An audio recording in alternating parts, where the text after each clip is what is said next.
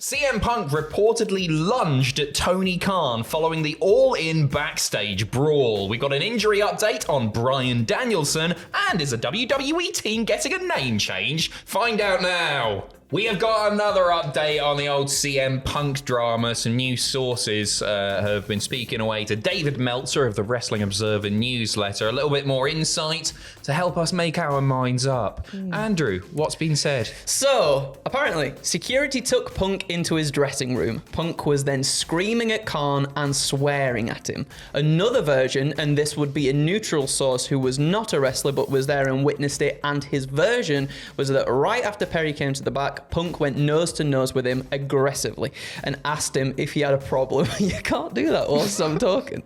That person said Perry said he was just looking to get heat as a heel. Punk shoved him hard. Perry got in his face, and in that version, Punk sucker punched him and went for a choke. People immediately broke it up, and Khan was yelling at Punk to let him go. Now, that person said that once they were separated, Punk lunged in Khan's direction, but a number of people got in his way while Punk was yelling, "I quit!"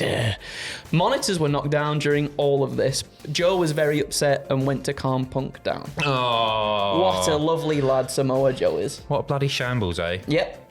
It certainly is. I heard that I quit. The I quit thing was a pre-record. It was like Mankind. Yeah. It's all a work, isn't it? Well, there you go. I don't know.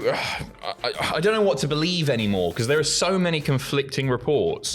Coming out about exactly what happened. At this point, yeah, there's a lot of stuff coming out, and it's I think you and Tom might have said it earlier this week on the news. It's not necessarily black and white either, is it? No, that's it. It's and it's just a weird one where you might sit on the fence about all this stuff. Numerous people are potentially at fault, some more than others. I just want to see the tape. I want to see the CCTV. Wembley is covered in CCTV, and it was stated that a recording of the incident does exist. That recording worth a pretty penny. Well, me and Tom were talking about this as well. Do you remember when Ricky Starks was at Royal Rumble and that got leaked out when he was there with Cody Rhodes backstage? Right. And that was only like the smallest thing, right? So imagine this. There's got to be people salivating to get their hands on this. If you work in security at Wembley and you've got access to that, that's worth a lot. Probably six figures, isn't it? In the right hands. Oh yeah. Sell that to Vice, you're gonna make a few quid. Oh yeah. It's not legal because it's not your property, but just do it anyway. Just send it to us, adam.pachisi@cultaholic.com. We'll have a look. We got an injury update on Bryan Danielson. Obviously, we've not seen Bryan Danielson in a while. Really missing him. Yeah. Really missing him. Love Danielson. His presence was sorely missed at All In. Absolutely. I feel like if he was still around, a lot of the show would have been booked around him being in some sort of main event there for sure. You'd think so. He would have been really great to have on the All Out card as well, because I think that card at the moment is a bit of a mess, to be honest. Feels like a bit of spillover, doesn't it, from what's just happened? Doesn't feel like a pay-per-view to me. There's good stuff on there, and the matches will be good. They always impress. Anyway, sorry. Bryan Danielson. Dave Meltzer saying it will probably need a photo finish, but Bryan Danielson was told he could return in October, and being in Seattle, that would be the place if everything goes well and he can cross the line by those dates. So we could see him back October, Seattle, pretty soon coming up. Wrestle Dream. Yeah, I mean, you want him on that card. That's a dream for him to wrestle in. That is his wrestle dream. Hence the name there, which I'd love to see, and I think he'd be a perfect fit. Like his sort of style and the style that comes from Japan too. We've seen it before. Him and Okada and everything. Fantastic. Like really gel well together. Can't wait to see him back.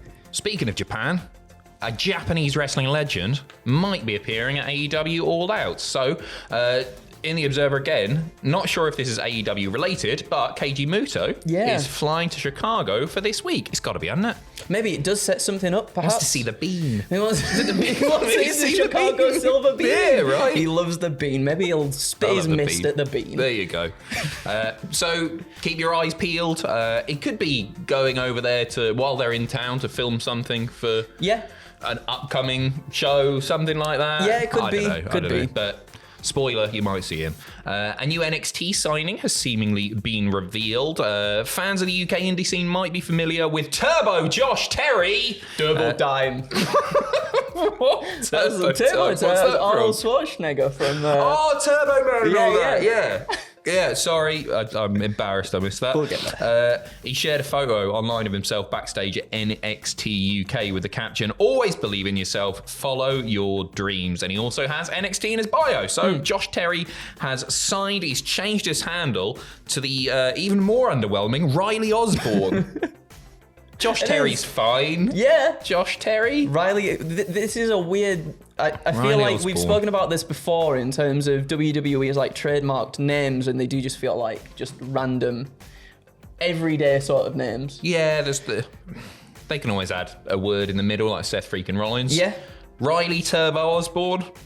Turbo Riley Osborne. Yeah. Pro. Yeah. Well, anyway, you might have seen him before. He was on 205 Live back in 2018, NXT UK in 2019. He's a young, handsome, strapping lad. Oh, it certainly is. And he's really, really good. I feel bad for making fun of his name there. I think because he is very good.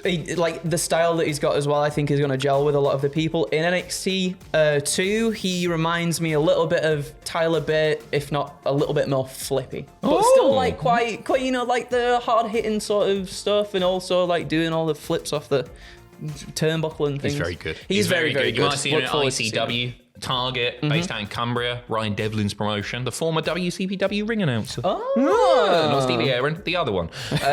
We got an update on another injured AEW star. The Observer stating Bandido has the cast off his wrist, so he should be back soon. He got the pin taken out 2 weeks ago, and September was originally when he was expected to return. We are now in September. Pinching a punch for the first of the month. Oh, it's agony. He suffered a broken wrist on an episode of Rampage in a match with Takeshita, so it'd be good to see him back as well. Yeah, looking forward to seeing him back. It's been a sad time to see some of these stars be like not on the shows and off the card because of injuries and stuff. So happy to see him back too. I feel bad for Tony Khan after the book around all this stuff because there's been a lot of injuries, and then you got all this drama. Your biggest name in the company, CM Punk's gone. Jack Perry also. He's not FTW champion Bryan anymore. Danielson, yeah. Lots and lots going on. We'll see. You reckon all that's going to be good? Do you know what? I actually do. I think there's a lot of good stuff on there. I'm really excited to see Chris Statlander get a showcase as well against Ruby Soho for that TBS championship. Nice little moment for her.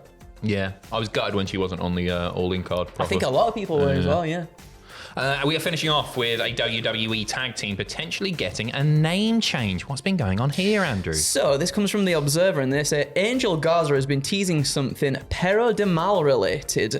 We do know an idea batted around is for the Garza cousins to eventually be involved with the LWO, but that's one of those things down the line that could easily change. The idea right now is for them to be a tag team in NXT, and if they get some steam there, bring them back to the main roster, but likely with a new name, since part of these vignettes seems to be to drop the chasing women and get back to being serious about wrestling, meaning the Los Lotharios name being dropped. Again, long term, a lot can happen. I personally like the idea of them being in the LWO. I'd like to see that group so. expand. And it's a pretty hot group, isn't it? People are into them. Yep, they're a hot group, and I think I love Angel Garza as well. I think he's great. I like the other one. Humber Carrillo as well.